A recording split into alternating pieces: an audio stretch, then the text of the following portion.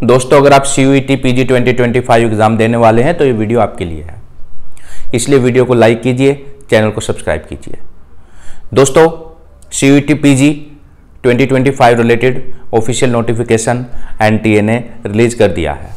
इस official notification के अंदर अराउंड 74 पेजेस हैं, यानी 74 पेजेस का PDF है जो एग्जामिनेशन बुलेटिन की फॉर्म में रिलीज किया गया है।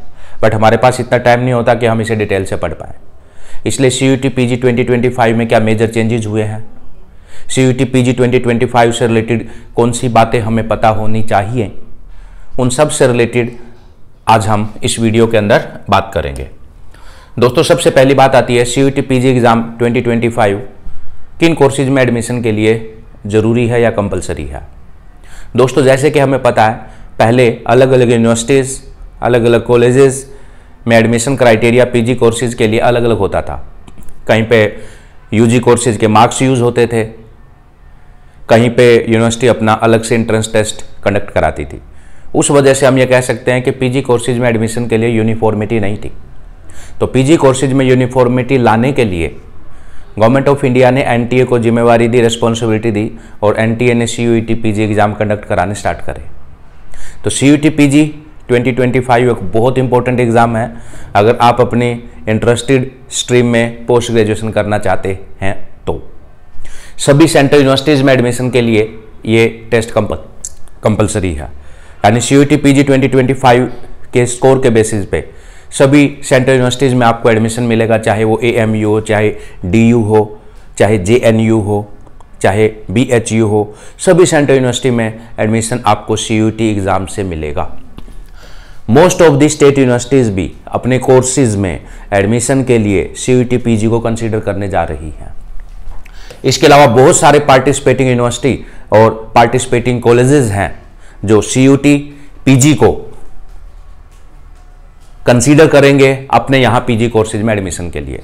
तो ऑल ओवर मैं ये कह सकता हूँ ऑल ओवर इंडिया अराउंड 90% जो एडमिशन्स हैं, अराउंड 90% जो एडमिशन्स हैं वो CUET PG से होंगे all over India PG courses के अंदर।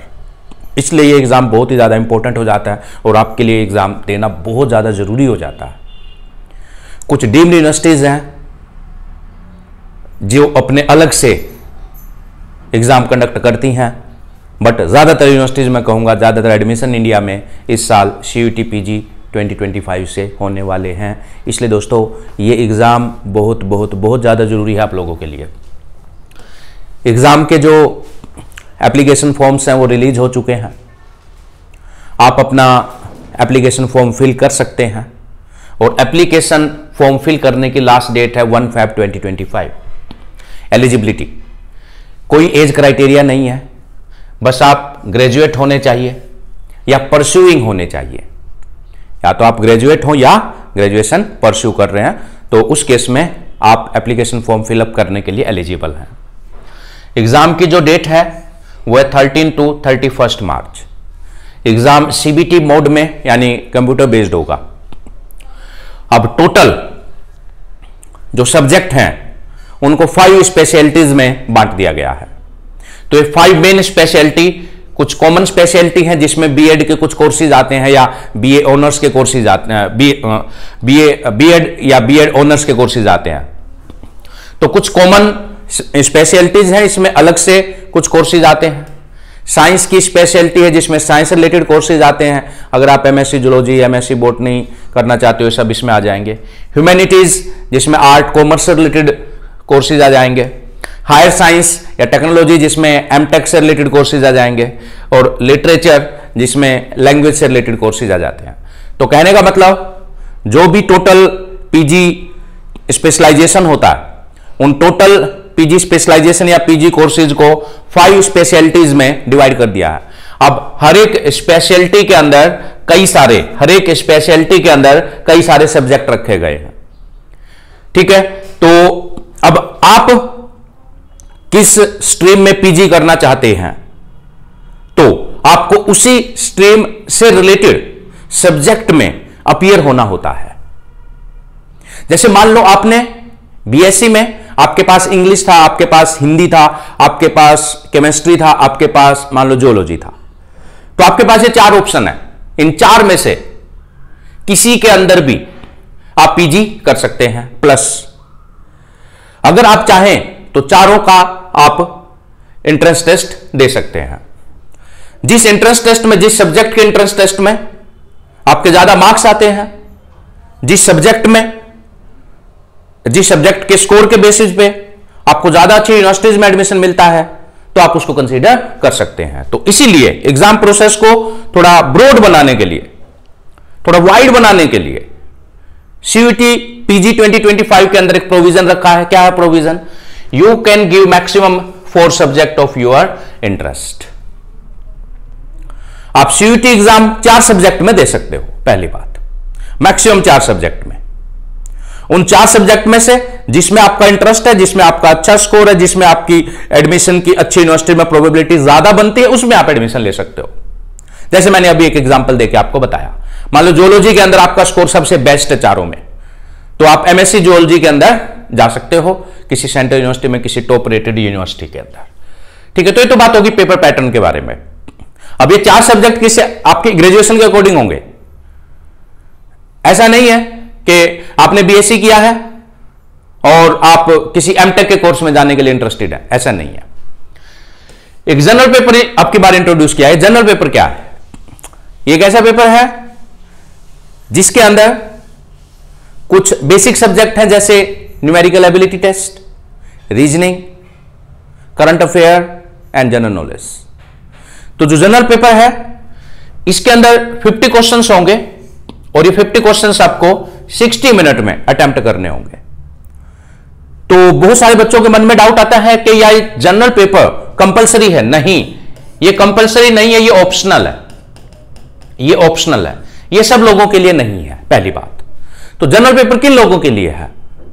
वो लोग जो जनरल पेपर की हेल्प से किसी कोर्स में एडमिशन लेना चाहते हैं, जनरल पेपर को एज ए सब्जेक्ट कंसीडर करके। जैसे कि आप जर्नलिज्म में एडमिशन लेना चाहते हैं, तो अगर आप जर्नलिज्म में एडमिशन लेना चाहते हैं तो उसके लिए जनरल पेपर आपको देना पड़ेगा। यानी कुछ कोर्सेज, कुछ मिसलेनियस कोर्सेज ऐसे रखे हैं जिसमें आपको ग्रेजुएशन की स्पेशलाइजेशन की जरूरत नहीं है।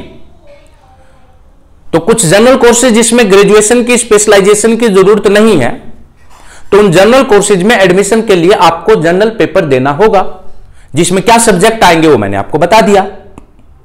तो जनरल पेपर के बेसिस पे जैसे कि आप जर्नलिज्म के अंदर एडमिशन ले सकते हैं। पहली बात तो जो लोग जर्नलिज्म में इंटरेस्टेड हैं वो जनरल पेपर में एडमिशन, वो जनरल पेपर को as a option subject consider करेंगे। एक बात। दूसरी बात, कुछ यूनिवर्सिटीज में कुछ पार्टिकुलर कोर्सेज के लिए, कुछ यूनिवर्सिटीज में कुछ पार्टिकुलर कोर्सेज के लिए जनरल पेपर कंपलसरी भी है। तो जनरल पेपर किन यूनिवर्सिटी में, किन पार्टिकुलर कोर्सेज के लिए कंपलसरी है, उसके ऊपर मैं एक अलग से वीडियो बनाऊंगा।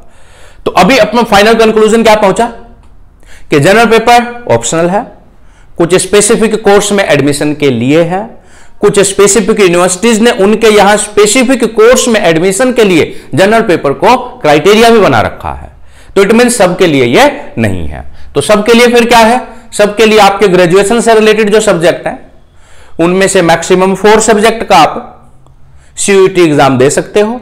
जिस सब्जेक्ट में आपके अच्छे मार्क्स आते हैं उसके बिहाफ पे आप उस स्ट्रीम में पीजी कोर्स कर सकते हो। तो यह बात हो गई जनरल पेपर के बारे में। अब सब्जेक्ट डोमेन, पहले पेपर 1 घंटा 5 मिनट का होता था, अब पेपर सिर्फ 90 मिनट का होगा और 90 मिनट में आपको करने हैं 75 एमसीक्यू।